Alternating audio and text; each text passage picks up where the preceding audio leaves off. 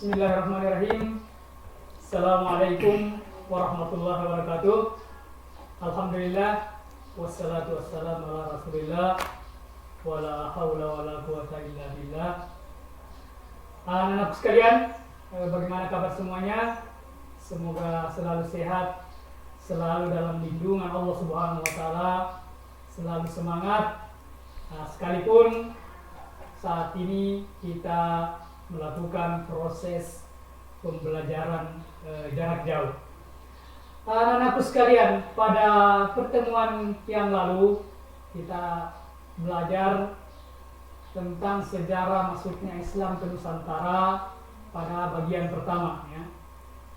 Saat itu kita belajar materi teori-teori masuknya Islam ke Nusantara. Mudah-mudahan anak masih ingat, ada teori Mekah, ada teori Gujarat, ada teori Persia, dan ada teori Cina. Mudah-mudahan masih ingat. Sekarang kita lanjutkan pada sejarah masuknya Islam ke Nusantara pada bagian kedua. Namun anak kalian, sebelum kita belajar, selalu kita mengawali dengan membaca doa, memohon kepada Allah Subhanahu wa Ta'ala supaya pembelajaran kita ini bermakna, memberi manfaat dan bernilai amal saleh di hadapan Allah Subhanahu wa Ta'ala. Baik anak sekalian, Bapak akan pimpin anak-anak sekalian, silakan mengikuti dari tempatnya masing-masing. Bismillahirrahmanirrahim. Rabbi zidni ilman nafi'a warzuqni fahman wasi'a wa wafiqni amalan salihan mutaqabbala.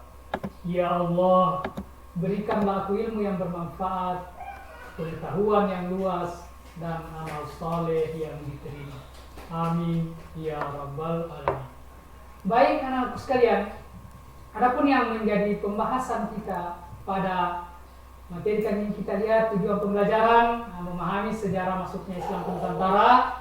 Ini masih lanjutan pekan lalu. Kemudian menyajikan sejarah masuknya Islam ke Nusantara, dan yang ketiga adalah menunjukkan perilaku semangat dalam menyampaikan dakwah. Jadi satu pengetahuan, keterampilan, dan yang ketiga itu adalah aspek. Jadi sekali kita belajar, kita mencapai tiga tujuan. Yang pertama, tujuan pengetahuannya kita capai, tujuan keterampilannya kita capai, dan yang terpenting adalah adanya sikap yang bisa kita tunjukkan dengan materi. Baik anak sekalian, apa yang kita bahas ya? Kalau dulu kita bahas tentang teori masuknya Islam ke Nusantara, pekan ini kita belajar tentang cara-cara dakwah yang dilakukan di Nusantara. Maksudnya adalah cara-cara penyampaian Islam terhadap masyarakat di Nusantara. Ada pendekatan-pendekatan yang dilakukan. Apa saja itu?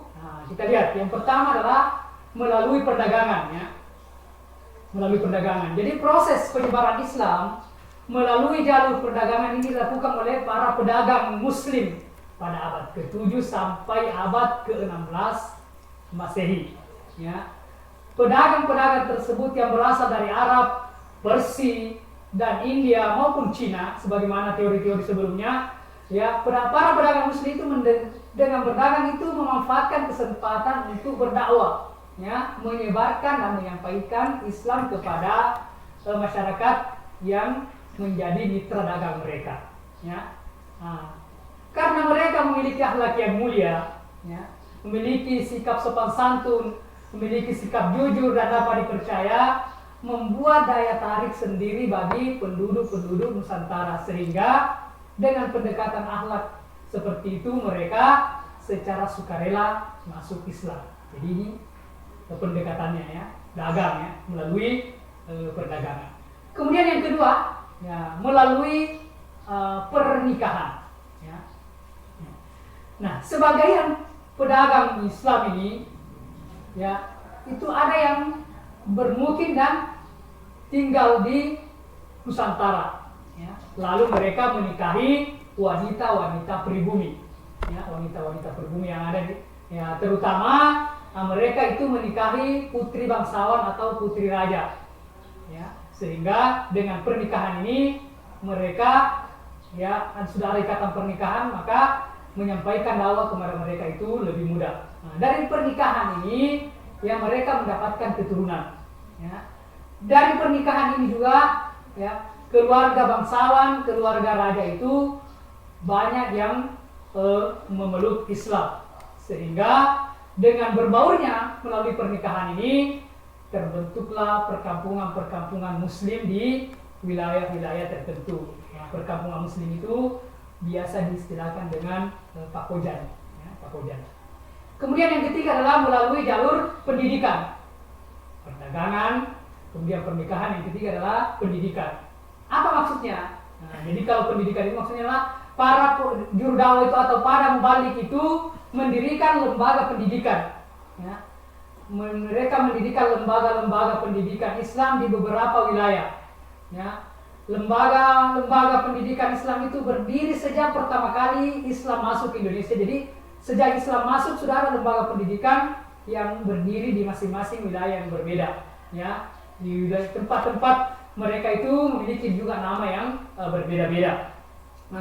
Nah, di tempat inilah, ya, di lembaga-lembaga inilah berlangsung pembinaan, ya. Mereka melakukan dibina, mereka dididik, dan mereka dikader, ya, untuk menjadi calon kiai atau calon ulama. Ya. Nah, mereka tinggal di pondok atau di asrama dalam waktu yang jangka waktu tertentu sesuai dengan jenjang pendidikan yang mereka ikuti. Ya, setelah mereka tamat, setelah selesai pendidikan mereka, itulah yang kembali ke kampung halamannya, yang masing-masing menyebarkan Islam. Dengan cara seperti ini, Islam terus berkembang dan menyebar ke daerah-daerah terpencil karena adanya lembaga pendidikan. Jadi setelah dididik, setelah kembali, mereka adalah yang menyampaikan dakwah ke masyarakat di daerahnya masing-masing. Saat ini juga, ya, biasanya ada pondok pesantren. Setelah menempuh pendidikan seperti itu, ya, kembali ke kampung menjadi dai atau mubalik. Nah, itu seperti itu. Kemudian yang keempat adalah hubungan sosial. Ya, apa maksudnya? Jadi para mubalik yang menyebarkan Islam di Nusantara ini pandai dalam menjalin hubungan sosial. Mereka mudah sekali bersosialisasi dengan masyarakat. Ya. Mereka yang telah tinggal dan menetap di Nusantara, mereka berbaur, ya, berbaur dengan masyarakat, ya, dan mengikuti kegiatan-kegiatan sosial yang dilakukan oleh masyarakat di mana mereka berada. Nah, sikap mereka yang santun serta memiliki kepandaian yang tinggi, kecerdasan, memiliki sikap dermawan, mereka menjalin silaturahim dan bekerja sama, gotong royong bersama dengan penduduk-penduduk, sehingga penduduk-penduduk itu tertarik dengan apa yang dilakukan oleh para pedagang tersebut.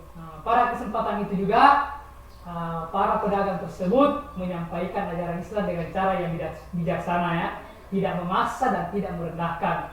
Islam mengajarkan persamaan hak dan derajat bagi semua manusia. Jadi dia tidak beda-bedakan, sebagaimana, ya, ada kasta-kasta yang dianut oleh ajaran-ajaran agama tertentu. Nah, tapi Islam tidak seperti itu, sehingga ini juga menjadi sebab mereka mudah untuk menerima ajaran Islam dari para pedagang tersebut. Kemudian yang kelima adalah melalui kesenian. Sebagaimana bahwa sebelum Islam datang, ya, bahwa sudah berkembang kesenian dan kebudayaan, khususnya kesenian yang berhubungan dengan masyarakat Hindu Buddha, ya, yang telah berkuat mengakar di tengah-tengah masyarakat. Nah, bagaimana pendekatannya? Kesenian ini tidak dihilangkan, ya, supaya kesenian yang ada di masyarakat itu tidak dihilangkan, tapi justru digunakan sebagai sarana untuk menyampaikan dakwah. Jadi seperti strategi yang dilakukan oleh para penyebar agama Islam.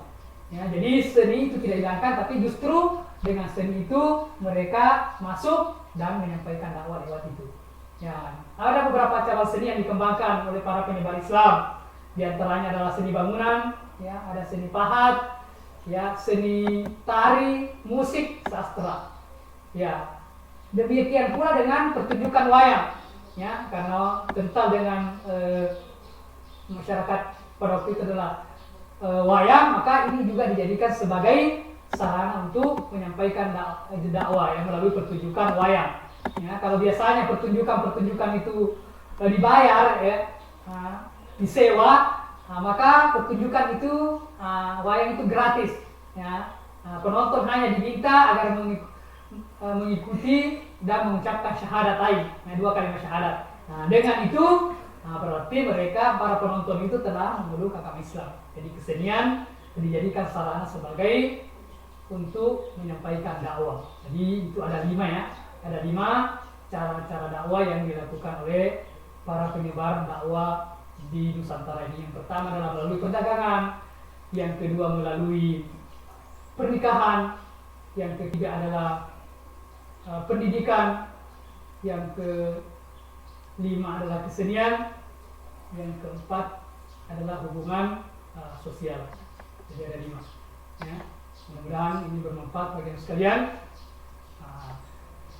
untuk mengukur dan mengetahui sejauh mana pemahaman kita. Silahkan dijawab pertanyaannya, jelaskan cara penyebaran Islam di Nusantara. Jadi itulah penjelasan sekalian berkaitan dengan materi sejarah masuknya Islam Nusantara pada penjelasan pertemuan kedua ini. Insyaallah masih ada pertemuan selanjutnya, pertemuan ketiga, yaitu sejarah kerajaan-kerajaan Islam di Nusantara. Dan sekalian, sebelum saya akhiri pertemuan ini, kembali untuk selalu mengingatkan supaya terus semangat belajar, rajin beribadah, menjaga kesehatan dengan menerapkan 3M, mencuci tangan pakai sabun, menggunakan masker, dan menghindari kerumunan. Semoga Allah Subhanahu wa taala selalu merahmati dan melindungi kita semua. Billahi taufiq wal hidayah. Wassalamualaikum warahmatullahi wabarakatuh. Semangat.